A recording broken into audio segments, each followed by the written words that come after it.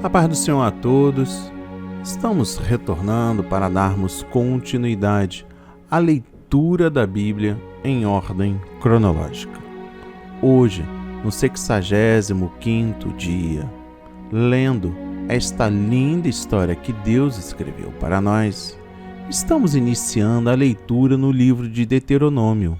Mas antes, iremos falar sobre considerações preliminares e o propósito da leitura. O autor deste livro, Moisés. O tema, renovação do concerto. A data aproximada gera em cerca de 1405 a.C. Considerações preliminares. O título Deuteronômio vem da Septuaginta e significa segunda lei.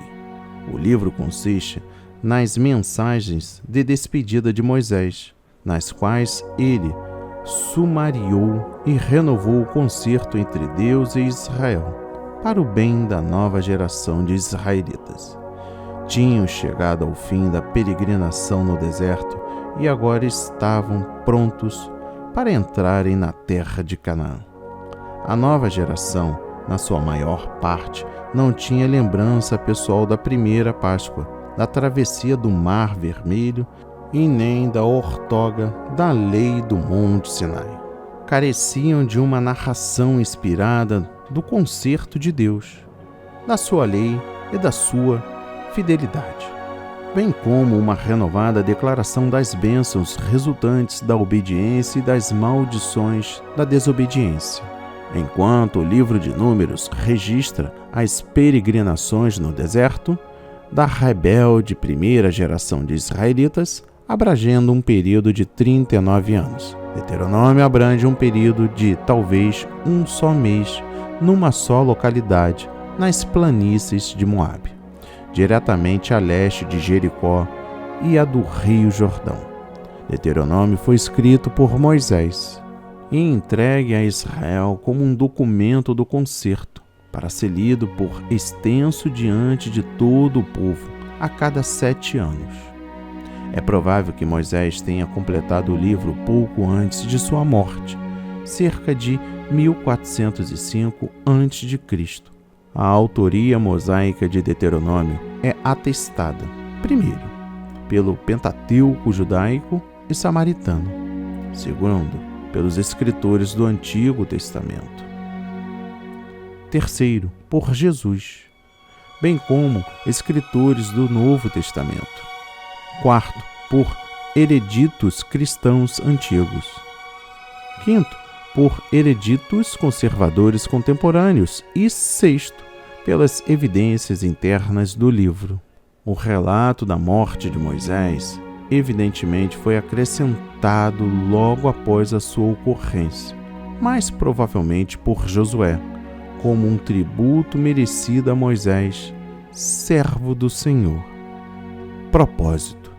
O propósito original de Moisés ao proferir seus discursos diante da nova geração de Israel, antes de entregar as rédeas do governo a Josué para efetuar a conquista de Canaã, foi exortar e instruir os israelitas a respeito, primeiro, dos atos poderosos de Deus e as suas promessas. Segundo, seus deveres segundo o concerto, a fé e a obediência. E terceiro, a necessidade de dedicarem-se ao Senhor para andarem nos seus caminhos, amá-lo e honrá-lo de todo o coração, alma e força. A inspiração do dia. O primeiro discurso de Moisés, relato da história recente de Israel. No capítulo 1, destaca o versículo 1, as palavras que Moisés falou. O Novo Testamento refere-se frequentemente ao conteúdo de Deuteronômio.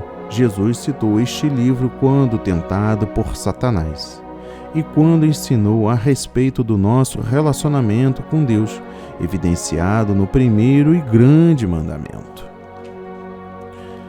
No versículo 26, destaco: fostes rebeldes ao mandato do Senhor.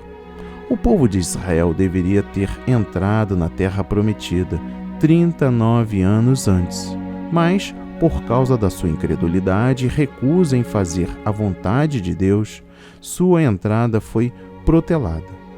Deixar de viver na vontade de Deus e de andar segundo o Espírito pode resultar em atraso no plano de Deus para a nossa vida, ou até mesmo a suspensão total desse plano. Devemos ter um santo receio e inquietação quanto a estar fora da vontade do Senhor e de ser privado da sua presença, graça e proteção em nossa vida. No versículo 35 destaco: nenhum dos homens verá esta boa terra. Todos os israelitas que não quiseram entrar na terra prometida perderam o direito a partir de então de entrar naquela terra. A desobediência pode muitas vezes ser trágica, pois poderá resultar em perda irrepreensível de oportunidade, bem como um julgamento divino. E por fim, no versículo 36, perseverou em seguir ao Senhor. Note as bênçãos de Deus, reservadas àqueles que perseveram em seguir ao Senhor. Deus pelejará por eles, os levará como um homem leva o filho, vai adiante deles por todo o caminho e mostra-lhes o caminho onde havíeis de andar. Josué também, como Calebe, perseverou em seguir ao Senhor. No capítulo 2, destaca o versículo 7. Deus esteve contigo. Os israelitas foram castigados por seus pecados de rebelião e de incredulidade. Porém, Deus continuou, de certo modo, a ser com eles, por confessarem os seus pecados. Deus continuará a abençoar e dirigir aqueles que se arrependem, apesar de seus fracassos e de se apartarem por algum tempo da vida de santidade segundo a lei de Deus. No versículo 30, destaco: o Senhor endurecera o seu espírito. Trata-se aqui de Seom, rei de Esbom. Deus não endurece sem motivo o coração de ninguém.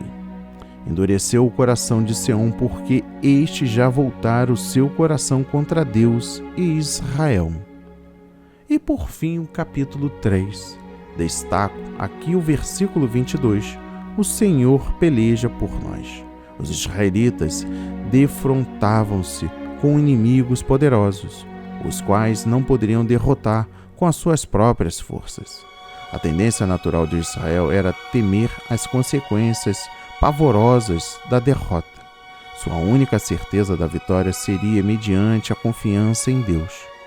Quando o crente dedicado se defronta com dificuldades, parecendo insuportáveis, bem como oposição esmagadora, Deus promete estar com ele e lhe dar forças e poder para cumprir a sua vontade para com ele. E por fim, no versículo 25, que me deixes passar. Moisés desobedecera gravemente a Deus, sendo-lhe então dito que ele não entraria em Canaã. Mesmo assim, ele implorou a Deus, pedindo-lhe que revertesse a ordem e lhe permitisse atravessar o rio Jordão e entrar na terra prometida. Deus não o atendeu, a fim de ensinar que o pecado de um líder espiritual tem graves consequências e incorrerá em juízo mais rigoroso.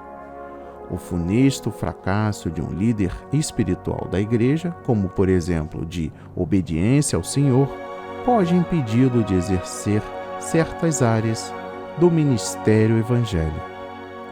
Que a palavra de hoje toque o seu coração, transforme a sua vida para a honra e a glória do Senhor. Não retenha desta palavra, compartilhe e nunca deixe de ler a Bíblia diariamente. Amém e graças a Deus.